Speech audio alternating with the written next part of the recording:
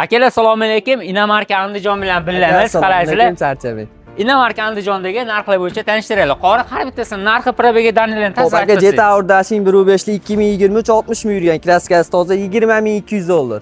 X70 Plus kraskasi toza 40 ming yurgan 1.6 turbinaligi 20.200 bu ham 2022 faqat. Birinchi sani yana o'tib ketdi. Xo'p, akalar mana luxury pozitsiyasi Jeta urdi. Hamma narsalari joyida 2023 54 ming probek.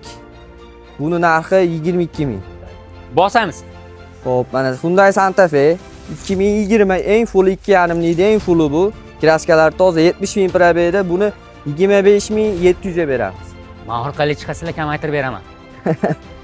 Xo'p, mana bu Jeta X70 toza oq 60 ming probek 2023.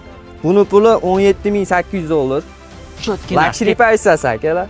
Jeta Dashing mana. Dashing degan Dinamarka Andijondan arzoni 19.600 dollarga aka, 52 ming yurgan kraskasi toza.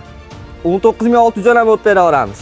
Akalar kontaktlarni pastda qoldiramiz. Inamarka Namangan, Inamarka Andijonga podpisani tashlab qo'yasizlar, kuzatib turinglar, narxlarni sindirib yuboramiz. Redline pozitsiyada arzon. Akalar mana keyingisi Malibu'ni ko'rsatib qo'ying.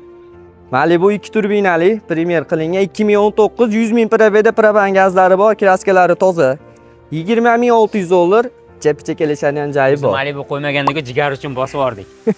Bunday san'atamiz aka, o'zimizning mashina 2021 84 ming yurgan. Xudo xolasa mashinamiz eshigigacha chizatadi, kraskasi bor. Buni puli 21.500 dollar. 5-pozitsiyasi. San'atni ko'rmagansiz lekin. San'ati zo'r narxda aka, lyuklari bilan ichlarini qarang, sari salon.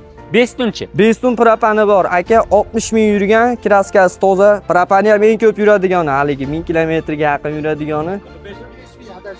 45 ming probegi buni. Buni narxini aka 17.800 dollar. Oqonisda yurganlar bo'lsa 23. Akalar, Inamarkalarni ko'rdingiz, juda ham ko'pini qo'yib yubordik. Bundan keyingi postlarni kuzatib turinglar, elektr karlardan ham ko'rsatib yuboramiz.